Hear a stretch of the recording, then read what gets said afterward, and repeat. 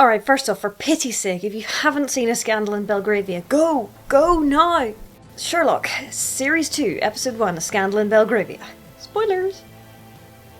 Sherlock is asked to retrieve a phone from Irene Adler which contains incriminating photos. This takes 90 minutes of real time, several jumper changes, a 747 full of dead people, and Moriarty. But he manages it in the end. The pool scene. Who in their wildest imagination saw that coming? Really? Anybody? There are quite a few moments in the episode as a whole in which I sort of went, I read that in a fanfic. But on the whole, it's just an amazing episode. There were lots of bits where I cheered, and also lots of bits where I laughed like a drain. Irene's measurements, opening the safe, that was hilarious, and Sherlock and John fighting in the street. Punch me in the face. Punch you? Yes, punch me in the face. Didn't you hear me? I always hear punch me in the face when you're speaking, but it's usually subtext. Oh, for God's sake. I was a soldier. I killed people. You were a doctor. I had bad days. Other things that made me laugh, Try not to Lestrade, punch and the you. whole bit with the Wi-Fi, and I'm not leaving the house for anything less than a 7, and Sherlock in the Sheetlock. Yeah, that was good. But the thing was, it wasn't just the comedy, although there was tons and tons of that. They'd slide seamlessly into action sequences, and then they slide seamlessly into heartbreaking drama. And they do it without missing a beat. Why, Stephen Moffat? Why? Why do you rip my heart into little pieces and then stamp on them? On the heartbreaking drama side of things, we had the power station and Irene and John, and it was just so subtle and beautiful.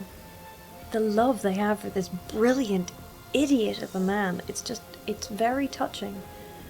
And then there was Mycroft, and he was wonderful and funny, and then there's this whole scene in Buckingham Palace with Sherlock in the sheet, with Sheetlock, and the slipping sheet, and they just get at each other, and the pain behind that. And then you see Mycroft on Christmas Day, in front of this roaring fire, in his leather armchair, in this big empty house.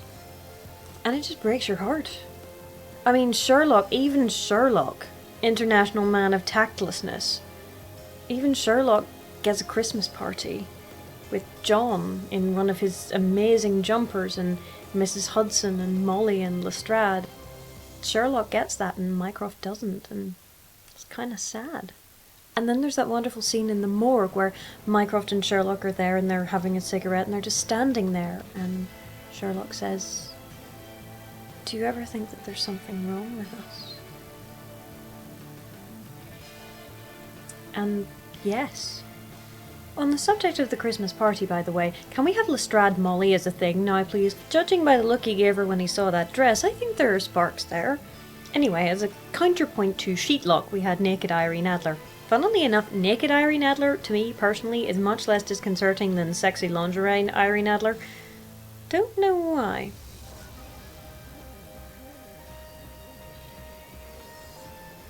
I said in my original vlog that I didn't really get why they'd had dominatrix Irene Adler.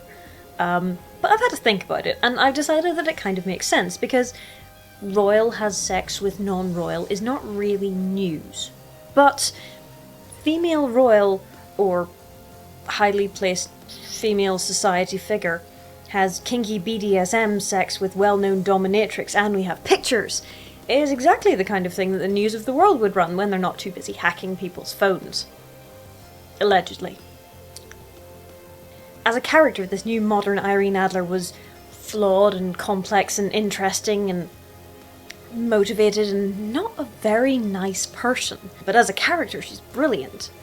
Lara Pulver, her performance, I mean all of their performances, were just flawless. Now tell me I'm not the only one who was really confused when they have that scene with Irene and Sherlock and they're sitting by the fire and she's trying to seduce him, sort of, and if it were your last night on Earth and blah blah blah, and he takes her by the wrist. Tell me I'm not the only one who was really confused by that, and then was really relieved at the end when we found out that he was just taking her pulse. Because the story they've set up in Sherlock, the series, is very much not that kind of love story. And that's a really good thing.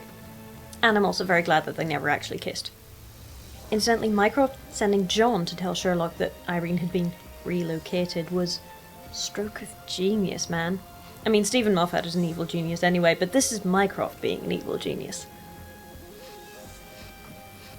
At the end, when she thinks that she's won, and Sherlock is sitting there and his eyes are sort of darting back and forth, and I'm sitting there on the edge of my seat going, come on, you can do it, work it out, Sherlock, work it out.